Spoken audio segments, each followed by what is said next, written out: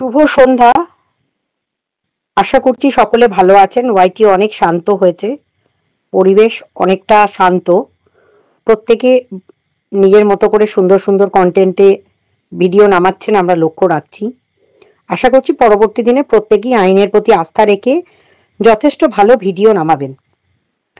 ঠিক আজকের একটা ঘটনা আমি আপনাদের তুলে ধরতে চাইছিলাম, যেটা আরো আগে আপনাদের বলার দরকার ছিল। এই ওয়াইটিতে বিগত বেশ কয়েক বছরে ২-৩ বছর ধরে আরো একটি নোংরা খেলা চলেছে, যেটার প্রমাণস্বরূপ কোনো একটি আস্ত গরু, যাকে আমরা মর্কট বলি, ঠিক আছে, এই মর্কট এবং তার সঙ্গী সাথীরা মিলে কিছু মেয়েদেরকে, বেসিক্যালি মেয়েদেরকে টার্গেট করে তাদের হোয়াটসঅ্যাপে কিছু ছেলেদেরকে কাজে লাগিয়ে তাদেরকে সেক্সুয়াল চ্যাট করার জন্য প্ররোচিত করেছে। বা যে কোনো কারণে হোক, কেউ না কেউ কোনো না কোনোভাবে একটু আধটু হয়তো তাদের সাথে চ্যাটিংও করে ফেলেছে। তারা কিন্তু অবগত ছিল না বা জানতেও পারেনি যে তারা একটা জালে জর্জরিত হচ্ছে। ঠিক এইগুলোরই সুযোগ কাজে লাগিয়ে এই আস্ত, একসময় গরু ছিল, এখন ইঁদুর বানিয়ে দিয়েছি তাকে, থানাতে পেটানি যা খেয়েছে, কান ধরে উঠবোসও করেছে, ঠিক আছে, এবং ভবিষ্যতে আরো কিছু হতে চলেছে, সেগুলো এখন বলবো না। সেই আস্ত গরুটা জানে না যে, বা এখন বর্তমানে তাকে ইঁদুর বানিয়ে দিয়েছি, সে জানে না যে এই ধরনের খেলা মেয়েদের সাথে খেলে মেয়েদেরকে ব্ল্যাকমেলিং করাটা যে কত বড় পাপ। আজকের তার অডিও, ভিডিও, সমস্ত কিছু তার অন্য, মানে ধরিত্রীকে একসময় ফোন করে সে যে বলে রেখেছিল যে আমার কাছে এই এই জিনিস আছে এবং সেগুলো আমি সোশ্যাল মিডিয়ায় ছেড়ে দেব, সেই অডিওটাও ধরিত্রী আমায় দিয়ে রেখেছিল। সুতরাং আমি রিম্পাকে বলবো, রিম্পা, কোনো ভয় পাবার দরকার নেই। তোমাকে কোনো কেউ জালে ফাঁসিয়েছে এবং সেই জালে তুমি কোনো সময় কোনো রকম ভাবে হয়তো একটুখানি হয়তো ফেসে গেছিলে। এরকম অনেক মেয়েকেই করে রাখা হয়েছিল। সেই চেষ্টা আমার সাথেও যে হয়নি তার কোনো চিন্তা করো না, কিন্তু আমাকে কেউ ফাঁসাতে পারে না, যেহেতু এই সোশ্যাল মিডিয়ায় আমরা আছি আর এই কাজ করি খুব সন্তর্পণে। সুতরাং সেই গরুটাকে বলো, বা এখন বর্তমানে তাকে যেভাবে পেটানি দেওয়া হয়েছে, আরো পেটানি খাবার অপেক্ষায় আছে সে, ঠিক আছে। আর আরো বর্তমানে আরো একটা গভীর চক্রান্তে সে পড়তে চলেছে। মানে তার অনেক চক্রান্তের মধ্যে পর্নোগ্রাফি সাইটে মেয়েদের ছবি দিয়ে মেয়েদেরকে বাংলাদেশের সাথে কিছু মানুষের সাথে যুক্ত হয়ে তোমাকে যেভাবে হ্যারেস করা হয়েছে, মানে মেন্টালি তোমাকে যেভাবে হ্যারাসমেন্ট করা হয়েছে এবং তোমাকে মলেস্ট করা হয়েছে, তার সমস্ত প্রমাণ যেমন আমরা সরকারকে তুলে ধরেছি। সুতরাং তুমি যখন মুখ খুলেছো তখন কোনো রকম ভয় পাবে না। প্রত্যেকটা মেয়ে আমরা তোমার পাশে আছি এবং সাথে আছি। আর এই চক্রান্তে এই ছোট ছোট এই ফালতু খেলাগুলো আমাদের সাথে না খেললেই হয়। আমি বলবো তৈরি থাক, তুই আরো একটু মুখ খোল। আমি চাই তো কত বড় হিম্মত, তুই আরো একটু দেখা। তার কারণ তোকে এরপর ব্যাঙ্গালোরের পর আরো একটা স্টেট যেতে হবে অবিলম্বে। তুই আর তোর বোন, দুই বোন আর ভাই মিলে যেটা করেছিলি ওয়াইটি জুড়ে, সেই গভীর গোপন চক্রান্তগুলো একে একে ফাঁস হচ্ছে, ঠিক আছে। তো কোথায় তোদের শাস্তি খাড়া ঝুলছে সেটার জন্য নিজেরা ভাবতে থাক। আর রিম্পা, শক্ত হও, আমরা সকলে তোমার পাশে আছি। এই লড়াইয়ে মেন মুখ বা মেন কাণ্ডারি আমরা তোমাকে যেমন করেছি, সাথে বহু মেয়ে, অনামিকা থেকে শুরু করে, সৌমি থেকে শুরু করে, সোমা থেকে, ধরিত্রী থেকে, সীমা থেকে, কারো বাদ যায়নি, কেউ বাদ যায়নি। শেষে মামাইকে এসেও করা হলো। সুতরাং আপনারা নারীরা যারা আজকে ওয়াইটি থেকে করে খাচ্ছেন, তারাও কিন্তু সতর্ক থাকুন, কারণ আপনাদেরকেও এই সেক্সুয়াল চ্যাটের ক্ষেত্রে বা নানা রকম ভিডিও কলের ক্ষেত্রে আপনাদেরকেও ফাঁসিয়ে দেওয়া হতে পারে। এবং এই পর্নোগ্রাফি সাইটে আপনাদের ছবি আপলোড করে আপনাদেরকে যে দীর্ঘদিন মলেস্ট করার চক্রান্ত চালিয়ে গেছে এই জন্তুটাকে, যতক্ষণ না মানে আইনের হাতে তুলে দেওয়া যাচ্ছে এবং যাবজ্জীবন ভাবে তাকে ব্যবস্থা করা হচ্ছে, তার জিন্দেগি ভর তার শিক্ষা দেওয়া হচ্ছে, ততদিন পর্যন্ত এই লড়াই সঙ্গীতা চক্রবর্তী লড়বে এবং আপনাদের পাশে থাকবে। ধন্যবাদ। আর আরো একটা কথা, চোপড়ার ঘটনার ক্ষেত্রে আমি জাতীয় মানবাধিকার কমিশন করেছিলাম। খুব খুশির খবর, আজকেই জাতীয় মানবাধিকার কমিশন সুমোটো কগনিজেন্স নিয়েছে এবং জাতীয় মানবাধিকার কমিশনের একটা প্রতিনিধি দল চোপড়াতে ঢুকে যাবে বুধ বৃহস্পতিবারের মধ্যেই। সেটাও আপনারা নজরে রাখুন এবং ক্ষতিপূরণের অনেক টাকাও দিতে হবে রাজ্য সরকারকে। সুতরাং আইন যে কেউ হাতে তুলে নিতে পারে না এবং আইনের রক্ষা করার দায়িত্ব আমাদের সকলের। খুব জলদি ভারতীয় ন্যায় সংহিতা চালু হতে চলেছে। সুতরাং আপনাদের ধন্যবাদ, ভালো থাকুন এবং আইনের প্রতি শ্রদ্ধা রাখুন। হ্যাঁ, রিম্পা কিছু বলবে, আপনারা শুনুন। নমস্কার ম্যাডাম। নমস্কার।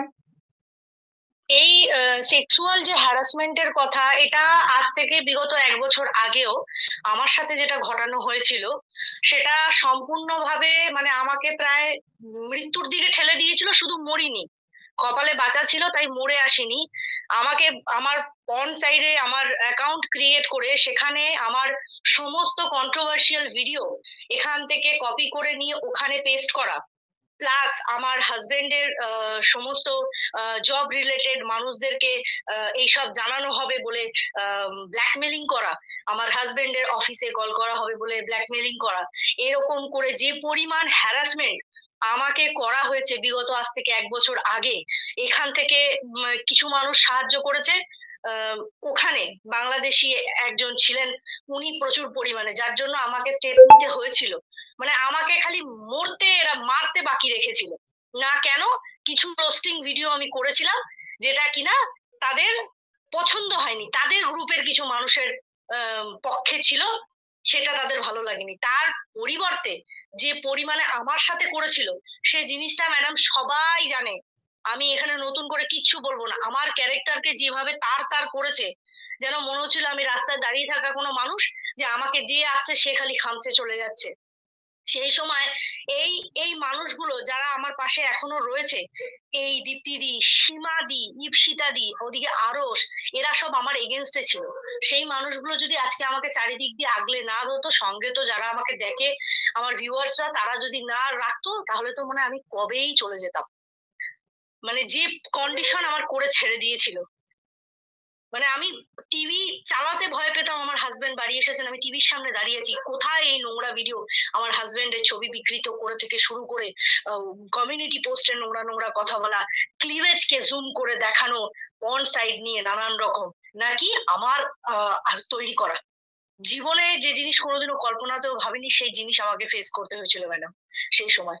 এটা আজকে থেকে না, কারা করছে আজকে শোনা যাচ্ছে যে এরকম প্রচুর ফেক আইডি, সেই সময় নিশ্চয়ই কেউ তো ছিল যারা এই জিনিস ক্রিয়েট করেছিল। রিম্পা এতটা ভয় পেয়েছিল, রিম্পা এতটাই ভয় পেয়েছিল, আমাকে পর্যন্ত বিশ্বাস করতে পারেনি।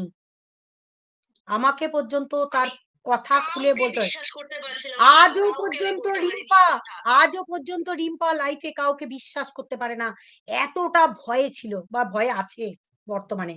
তার জীবনটাকে ছিঁড়ে কেটে তার তার করে দেওয়া হয়েছে। হ্যাঁ, আপনারা মহিলারা না বলেন, আমাকে ছিঁড়ে কুটে কুটে খেয়েছে, কুটে খেয়েছে। সেই সময় খুঁটে খেয়েছে, শুধু না পুরুষ না, মহিলারাও ছেড়ে দেয়নি সেই সময় আমাকে, খুঁটে খুঁটে খেয়েছে আমাকে। আপনারা মহিলা, আপনারা কন্ট্রোভার্সি করেন। আপনারা একটা মা তো, রিম্পাও তো কারোর সন্তান ছিল, কারোর স্ত্রী ছিল, আপনারাও তো কারো ওয়াইফ। আমার মা যে কিনা একজন সেরিব্রাল পেশেন্ট 2016 থেকে, সে প্রায় আপাহিজ, ঠিক করে চলতে পারে না। তাকে নিয়ে যে নোংরা অ্যাক্টিভিটি দেখানো হয়েছে, যে নোংরা পানা করা হয়েছে সেই মানুষটাকে নিয়ে, আমি কোনোদিনও এইগুলো ভুলতে পারবো না। মা বাবাকে অ্যাটাক, মা বাবাকে অ্যাটাক, আমার ওই মানে আধা মরে থাকা মাটাকেও ছেড়ে দেয়নি, সব ছিঁড়ে খেয়েছে। কাঁদবে না রিম্পা, একদম কাঁদবে না, বি স্ট্রং। আমি এখান থেকে পয়সা ইনকাম করে ম্যাডাম আমি মা বাবাকে দিই, সেটা নাকি তারা দুস্থ, সেই কারণে নাকি আমি তাদেরকে দেখি। বেশ করো, এটা তোমার অধিকার, তোমার মা বাবাকে দেখার অধিকার তোমার, দেখতে হবেই। কেন তুমি তোমার মা বাবাকে দেখবে না? যারা আছে ম্যাডাম সবাই নিজের মা বাবাকে, কেন করবে না? একটা মেয়ে আমি যদি করি, বেশ করো, আমি সবসময় স্বামীর কাছে চেয়েছি আমি তাকে পয়সা দেবো, কেন দেবো? আমি যদি দুটো পয়সা ঘরে বসে ইনকাম করি, আমি তো নোংরামি করছি না। বেশ করবে, তুমি তোমার মা বাবাকে না দেখলে তুমি কি করে তোমার মা বাবার উপযুক্ত সন্তান তুমি? তাতে তুমি ছেলেই হোক আর মেয়েই হোক। এইরকম করুণ পরিস্থিতির সময় তাদের পাশে যদি আমি না দাঁড়াই, তো সেইটুকু যদি সন্তান হয়। আর কাঁদছো কেন তুমি? তুমি কাঁদছো কেন? মহিলারা, মহিলাদের কান্না কিন্তু আমি এক বিন্দু দেখতে পারি না। মহিলারা ঘুরিয়ে ওয়ার না করতে পারলে, যুদ্ধ ঘোষণা যদি করতে না পারো, তোমার মধ্যে মহিলা হওয়ার কোনো গুণ নেই। তুমি মা দুর্গার রূপ নও। কেন তুমি পাল্টা প্রতিশোধ নিতে পারোনি? কেন তুমি ভয় পেয়েছো? কেন তুমি প্রতিবাদ করনি? যদিও তোমার পাশে আজকে বহু মানুষ দাঁড়িয়েছে, তোমাকে প্রতিবাদ করতে হবে, তোমাকে আরো 5টা মেয়েকে বাঁচাতে হবে। তোমার ওপর দিয়ে যেটা ঘটে গেছে সেটা থেকে তোমাকে বেরিয়ে আসতে হবে। তুমি কি করছো? সেই দলদলের মধ্যে নিজেকে আরো ঢুকিয়ে ফেলছো। আমি জানি তুমি পাল্টা অনেক কথা বলো, বলতে বাধ্য হও, ব্যক্তিগত আক্রমণের জায়গায় তোমরা পৌঁছে গেছো, কিন্তু সেই জায়গা থেকে বেরিয়ে এসে তোমাকে আইনি সহায়তা নিয়ে কাজ করতে হবে, আইনের সাহায্যটাও নিতে হবে। দেখনি আজকে উজ্জ্বল কণিকা, সে একটা ছেলেটি আমার মতোই কিছুটা হলেও অনেকটা বাড়িতে থেকেও আজকে তারা কিভাবে লড়াই দিচ্ছে। সেও আমার মতোই বিকলাঙ্গ, আমি যেমন পুরো হ্যান্ডিক্যাপ, সেও হ্যান্ডিক্যাপ, কিন্তু আমরা লড়াই তো দিচ্ছি। আমরা যদি হ্যান্ডিক্যাপ হয়ে লড়াই দিতে পারি, তোমাদের চারটে হাত পা আস্ত আছে সেরকম মানুষরা লড়াই দিতে পারো না তোমরা? কিসের ভয় তোমাদের? বদনাম হয়ে গেছে সমাজে। তোমার স্বামী যদি তোমার পাশে থাকে তুমি অনেক দূর লড়তে পারবে। তোমার বাবা মা যদি তোমার পাশে থাকে, কেন তুমি লড়তে পারবে না? কিসের ভয় তোমাদের? তোমরা যদি মহিলারা আজকে একত্রিত হয়ে গিয়ে তার বইয়ের সামনে তাকে যদি জুতো পেটা করতে, সেদিন জানতাম তোমাদের মধ্যে ক্ষমতা আছে। তোমরা কি করলে? তোমরা কোন রকম ভাবে না আইনের সহায়তা নিয়েছো, না, যদিও আমি আইন হাতে তুলে নিতে এখন আর বলবো না, কারণ ভারত সরকার